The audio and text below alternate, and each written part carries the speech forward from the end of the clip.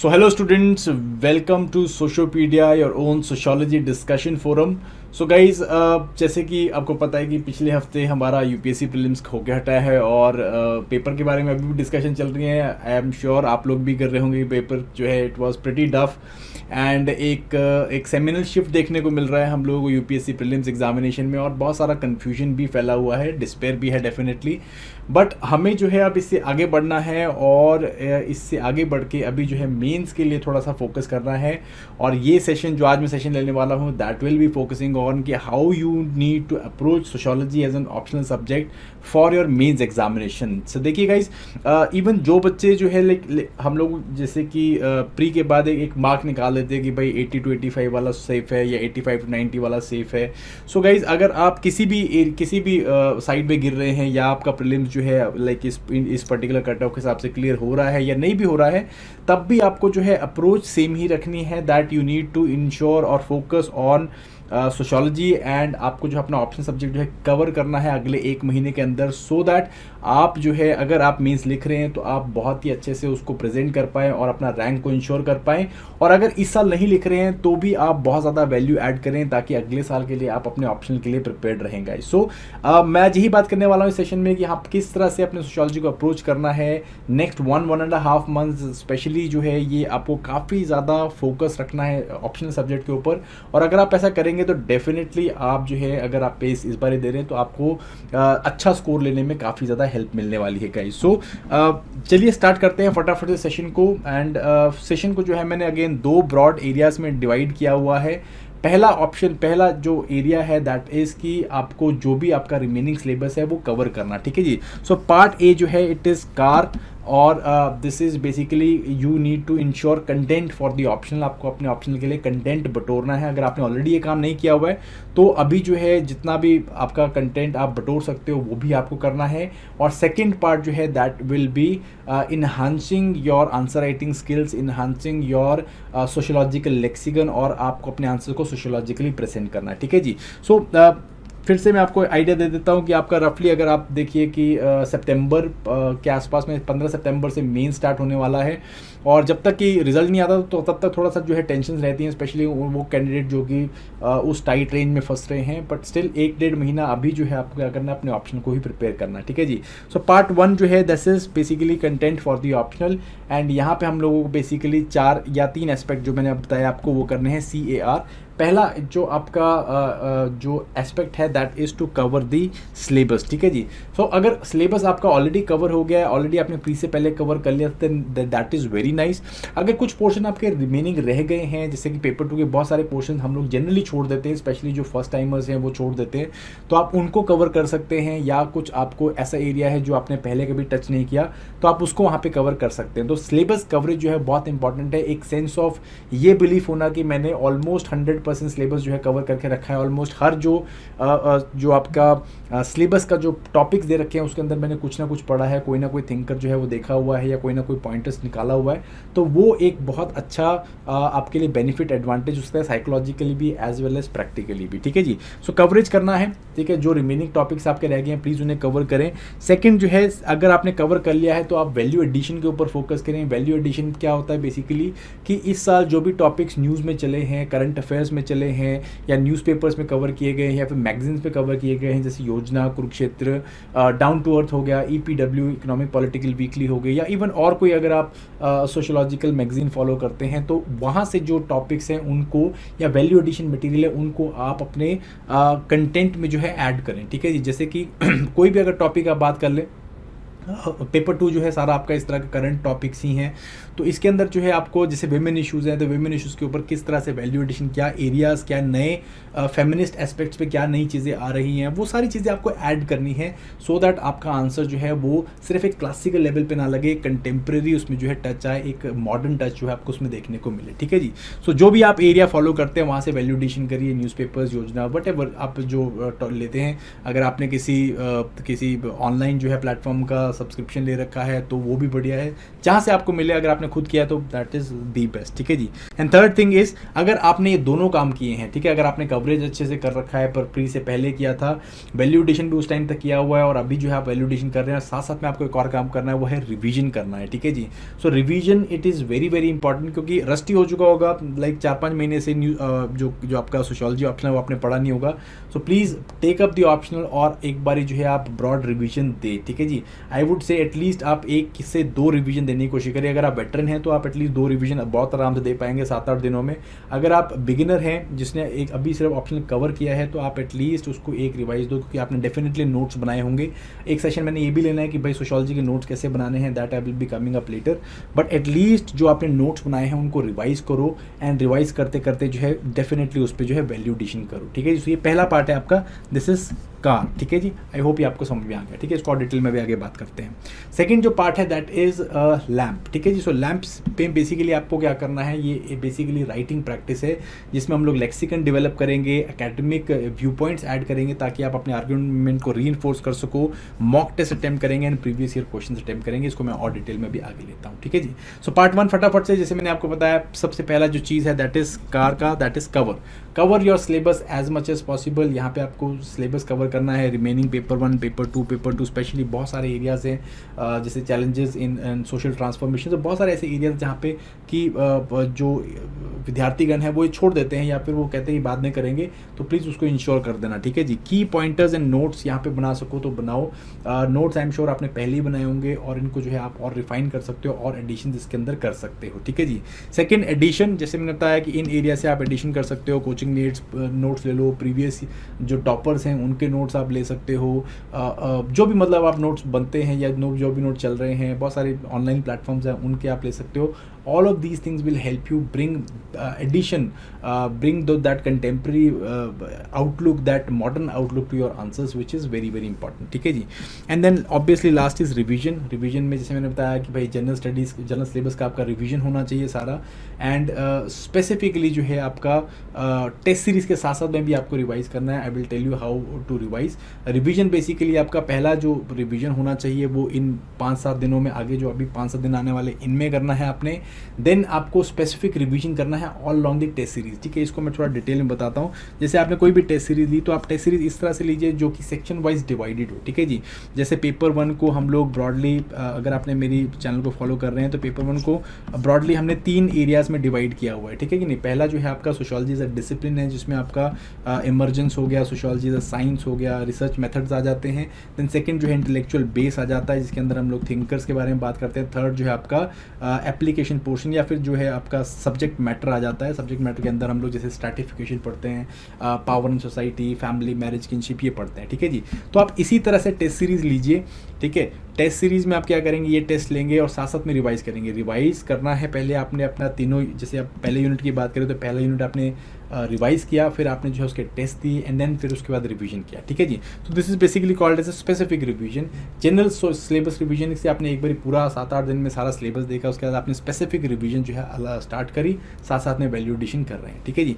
And then obviously there is pre paper revision. Pre paper revision is paper से पहले अगर 1-2 दिन आप दे सकते हैं तो वहाँ पे आपको जो भी आपके नोट्स बन रहे होंगे, आई होप वो नोट्स आप बना रहे हैं, एंड जो नोट्स आपने बनाए, जो अपने पहले कोचिंग पे जहाँ से भी आपने पढ़ के सोशियोलॉजी के नोट्स बनाए हैं, उनको जो है रिवाइज करना, ठीक है जी। यहाँ पे हम लोग स्पेशली जो सीनियर कैंडिडेट से एक ट्रिक करते हैं, वो क्या होती है कि जो इन्होंने पहले नोट्स, स्टार्टिंग के नोट्स बनाए होते हैं, उनको और ज़्यादा रिफाइन करके बहुत ज़्यादा टिट पिट्स में नोट्स बनाते हैं, बिल्कुल जो है पॉइंटर्स बेस्ड नोट्स बनाते हैं, ताकि वो जो है किसी टॉपिक को बहुत ईजिली रिवाइज कर सकें।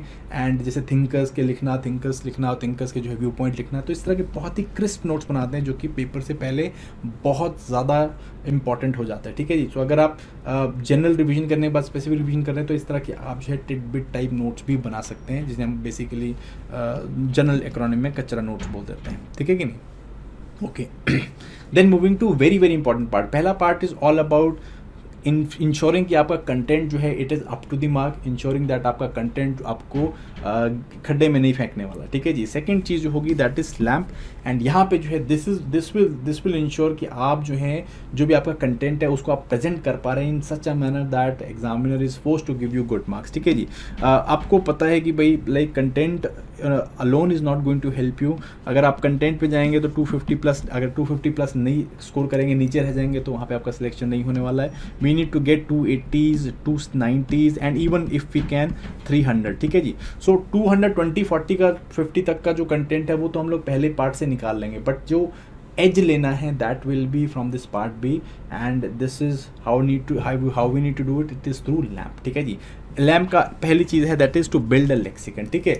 अ general studies writer and a sociological writer में यही फ़र्क होता है कि वो इस तरह के लेक्सिकन, उस तरह की राइटिंग स्टाइल अपनाता है जो कि उसे एक सोशियोलॉजिस्ट की तरह दिखाता है, ठीक है जी।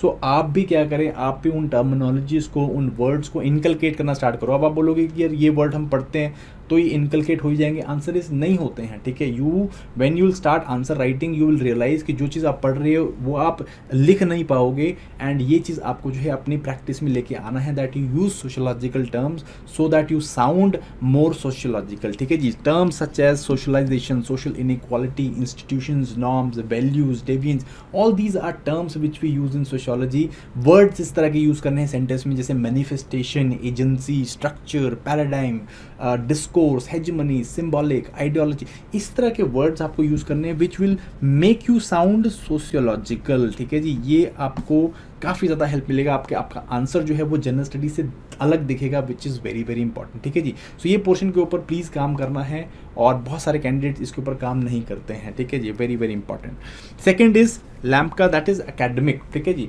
नाउ एकेडमिक में आपको क्या करना है, you need to whatever, sociology क्या है, इट्स अ सोशल साइंस, ठीक है जी। It's a social science, and social science में there is no absolute truth, ठीक है। हर एक जो व्यू पॉइंट होते हैं, व्यू पॉइंट्स देखे जाते हैं, और बहुत डाइवर्स व्यू पॉइंट्स हो सकते हैं। सो जब भी आप कोई व्यू पॉइंट अपने आंसर में लिख रहे हो, you will require authority, you will require you can say a person जिसने कि बहुत इंपॉर्टेंट काम किया उसके ऊपर, कि आप उनको कोट कर सके, ताकि आपके आर्ग्यूमेंट जो है वो और ज़्यादा वैलिडेट हो जाएं, ठीक है जी। So that is what you need to do. Academic में it is all about how you can make your answer. First one में हमने क्या सोशोलॉजिकल बनाया, सेकंड में हमने आंसर को एकेडमिक बनाया है। सो एकेडमिक में कैसे करेंगे, बाय यूजिंग थिंकर्स, ठीक है जी। थिंकर्स ऐड करना है। बाकी लाइक आप जितने भी टॉपर्स के इंटरव्यू सुनते हो तो बोलते हैं थिंकर्स ऐड करो, थिंकर्स ऐड करो, but the idea behind it is to reinforce your arguments and ensure कि आप अपना व्यू पॉइंट को जस्टिफाई कर पा रहे हैं, ठीक है जी। So that is how you need to do it, ठीक है। नाउ यहाँ पे आपको क्या करना है, you need to add thinkers, and you can use a lot of classical thinkers को लिख के रखो, ठीक है। यहाँ पे प्रो टिप देता हूँ, बच्चे क्या करते हैं या जो सीनियर कैंडिडेट क्या करते हैं, वो बेसिकली अब थिंकर्स और उनके ब्रॉड आइडियाज़ को जो है लिख के रखते हैं, ठीक है। उससे क्या होता है कि उनको आइडिया रहता है कि भाई ये थिंकर ये बात बोलता है, ये थिंकर ये बात बोलता है। कुछ टाइम पे ऑटोमेट हो जाता है, but still they use it, specially for contemporary thinkers वो करते हैं, so that they can use this contemporary thinkers, ठीक है। और यहाँ पे एक और चीज़ है कि just do not rely on classical thinkers, just do not rely on the likes of Karl Marx or you can say Emil Durkheim. So you don't rely on these only, है ना। घुरे M.N. श्रीनिवास, इनसे आगे आना है थोड़ा सा, modern contemporary sociologist को यूज़ करना है, वेरी वेरी इंपॉर्टेंट। अगर आप उनको यूज़ करोगे तो एंड उनके व्यू पॉइंट्स को बताओगे तो that gives that modern flavour to your answer which will be very very helpful, ठीक है जी। तो इसको प्लीज़ ट्राई करें आप। थिंकर्स जो हैं उनको पढ़ें थोड़ा बहुत, जो भी थिंकर्स पढ़ रहे हैं, थिंकर्स को पढ़ने के बाद उनके जो मेजर विचार हैं उनको ज़रूर लिखें, and this will help you in your arguments, ठीक है। नेक्स्ट इज स्टडीज़ कोट करना, ठीक है। सो डेफिनेटली क्लासिकल स्टडीज़ तो हम लोग के सिलेबस में ही तो हम लोग पढ़ते हैं, but try to add more and more contemporary studies to it, ठीक है जी। वही है आपका this portion which I have discussed, addition वाले पोर्शन का ही फर्दर मैं यहाँ पे आपको एक्सटेंशन दे रहा हूँ एकेडमिक का, ठीक है। So addition and academic goes side by side, ठीक है। यहाँ पे आपको स्टडीज़ को जो है वो लिख के रखना है और स्टडीज़ को जो है कोट करने की कोशिश करना है। Obviously you need to ensure कि भाई आप वही स्टडीज़ कोट करें जो यहाँ पे अप्लाई हो रही हैं, ठीक है। And last is quote data, ठीक है, डेटा को कोट करना टू रीइंफोर्स, ठीक है। अगर आप इसको देखें अपने आंसर राइटिंग में या अपने आंसर्स में देखें, if you are writing to get marks, तो सबसे ज़्यादा वेटेज मिलेगा कि आप किसी थिंकर को कोट कर सकते हैं to reinforce your argument. And second है जो आप अपनी किसी स्टडी को कोट कर पा रहे हैं। एंड लास्ट इज अगर कुछ नहीं मिल रहा तो आप डेटा को कोट कर रहे हैं, ठीक है जी। सो इंश्योर थिंकर्स हैं आपके पास, स्टडीज़ हैं एंड डेटा है, एंड इसको जैसे रैंक 1, रैंक 2 एंड रैंक 3 इस तरह से आप कह सकते हो, ठीक है। That is going to help you in academic portion. Next third one is M, that is mock. Now mock test are the most important thing that you need to, जो भी हमने पीछे बात करी वो आप प्रेजेंट, वो जो आप काम कर पाओगे that will be in the mock test only, ठीक है। मॉक टेस्ट ही इंश्योर करेंगे कि आप अपने आप को सोशोलॉजिकली दिखा पाओ, थिंकर्स को यूज़ कर पाओ, स्टडीज़ को यूज़ कर पाओ। All those things will happen when you will do mock test, ठीक है। सो इंश्योर आप सिलेबस वाइज रिवाइज कर रहे हैं, सिलेबस वाइज जो है आप टेस्ट दे रहे हैं, ठीक है। Just do not jump into कि फुल लेंथ मॉक टेस्ट लगा लेता हूँ, 4-5 सीनियर कैंडिडेट करते हैं, ठीक है जी, और अपनी स्ट्रैटेजीज में बनाते हैं। But if you are a first time और a second timer, please do not directly jump into the full length mock test. आप सबसे पहले क्या करें, जैसे मैंने आपको पीछे बताया कि भाई आप सिलेबस को ऐसी टेस्ट सीरीज लें जो आपको सिलेबस को एटलीस्ट 3 या 4 भागों में बांट रहा है, या 6 भागों में जैसे मैंने बांटा हुआ है, इस तरह से बांट के रखें और हर एक भाग को रिवाइज करें, फिर उसका टेस्ट दें और फिर उसे रिवाइज करें, ठीक है जी। So first revision, then test, general revision, उसका टेस्ट देना है सब्जेक्ट स्पेसिफिक या फिर टॉपिक स्पेसिफिक, देन उसको रिवाइज करना है। तो इससे क्या होगा, रीइंफोर्सिंग होगी। जो आप चीज़ें पे क्वेश्चन में नहीं करके आए वो आप जब रिवीजन के टाइम देखोगे, हाँ मैं ये इसे ऐड कर सकता था, ठीक है। That you need to do. Second part of it is mock test is you give full length mock test. Now time is to give full length mock test. full length mock test में जैसे आपने क्या किया, आपने paper 1 का mock दिया, then paper 2 का mock दिया, एक ही दिन में नहीं, पेपर 1 एंड पेपर 2 के मॉक दे रहे हो, ठीक है जी। लेटर से आज आपने पेपर 1 दिया, फिर 2-3 दिन बाद आपने पेपर 2, फिर पेपर 1, फिर पेपर 2, इस तरह से, ठीक है। नाउ हियर आपका जो आइडिया रहेगा, it is not about content any more, ठीक है। कंटेंट वाला जो काम है वो हमने पहले ऊपर पोर्शन में कर लिया है। यहाँ पे हमने जो है कंटेंट को एनरिच करना, कंटेंट की अप्लाई करना, ये वाला काम हम लोगों ने कर लिया है। Now you know how to write answers. Second जो पोर्शन होता है फुल लेंथ पे, हम लोग यहाँ पे टाइम मैनेजमेंट, स्पीड एंड सबसे इंपॉर्टेंट चीज़ चूजिंग राइट क्वेश्चंस, ये चीज़ को प्रैक्टिस करते हैं, ठीक है। Very very important. जब आप फुल लेंथ मॉक करते हो, जिसमें जैसे पेपर 1 की अगर बात करें 3 घंटे में लाइक पूरा आपको 250 मार्क्स का पेपर करना है, तो यहाँ पे 3 चीज़ें मैटर करती है कि आप टाइम को किस तरह से मैनेज कर रहे हो, शॉर्ट क्वेश्चन को कैसे मैनेज कर रहे हो या शॉर्ट क्वेश्चन को कैसे लिख रहे हो, ठीक है, कितना टाइम उन्हें दे रहे हो, देन लॉन्ग क्वेश्चन में कितना टाइम दे रहे हो, 20 मार्कर में कितना, 10 मार्कर में कितना, उस हिसाब से जो है यहाँ पे आपने right kind of like strategy बनानी है, उसको अप्लाई करना है। एंड सबसे इंपॉर्टेंट बात कि चूज़ करना राइट क्वेश्चन को, वो आपको देखना है, ठीक है। ये एक्यूमेंट आपका तब बनेगा जब आप फुल लेंथ टेस्ट करोगे। एंड देन फाइनली आप स्टिमुलेटेड टेस्ट लो। एक पेपर तो एटलीस्ट एक दिन आप ऐसे दो जिसमें पेपर 1 और पेपर 2 आप एक ही दिन में दे रहे हो, 2 घंटे के अंतराल में, so that you will be able to ensure कि आपके पास एंड्योरेंस एंड कंडीशनिंग है, ठीक है जी। आपका माइंड उतना फटीग नहीं कर रहा कि भाई आप एक ही दिन में 2 क्वेश्चन देके 2 पेपर देके थक ना जाओ, ठीक है।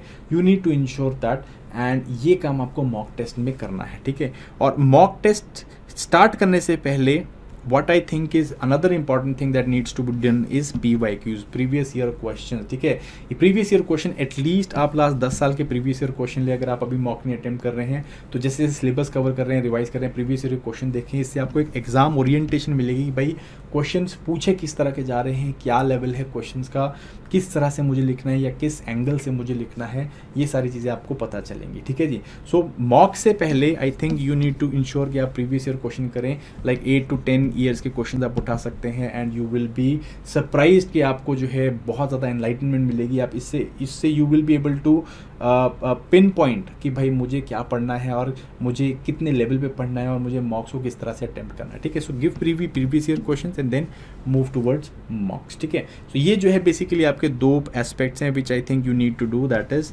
First one is to ensure आपका syllabus coverage, addition and revision, and second is your lexicon building, academic application, then third is mock test, and then fourth is your previous year questions, guys, ठीक है जी। and this all has to be done in within a month। आप यहाँ पे time frame लेके चले कि भाई this June and some part of July you can go for optional subject, and साथ साथ में आप यहाँ पे जो है अपना लेटर से एसए का पोर्शन है वो साथ में कर रहे हैं, बिकॉज अगेन थोड़ा सा फिलोसॉफिकल बेंड का है सोशियोलॉजी, सो एसए में भी काफ़ी आपको हेल्प मिलने वाली है. So June and first part of July, later से 10 to 15 July you can ensure for optional subject. ठीक है जी. एंड यहाँ पे आप you can start with general revision first, and then उसके बाद जो है आप इसमें जनरल रिवीजन के साथ साथ में आप वैल्यू एडिशन स्टार्ट कर सकते हैं. एंड देन उसके बाद आप स्पेसिफिक रिवीजन के साथ जो है आप यहाँ पे टेस्ट दे सकते हैं. ठीक है जी. Start giving tests here specific revision के टाइम पे. जनरल रिवीजन के टाइम पे you are value adding also, then you are putting more thinkers and more studies यहाँ पे, and then you can go to specific revision where you give test, and then you can go for full length test. ठीक है कि नहीं. इस तरह से you have to go and ensure that आप अगले 1-1.5 महीने में जो है वो आप ये काम कर रहे हैं. Okay, so that was the advice for you people. I hope आप लोगों को ये एडवाइस अच्छी लगी होगी guys. So till next time, again जाने से पहले like I am going to continue my NCERT series also, and I am going to continue my syllabus also. तो वो वीडियोज़ भी जो है दैट विल बी कमिंग. थोड़ा सा डिले हो गया, but again I am going to continue it now. And see you next time guys. Thank you very much and all the very best.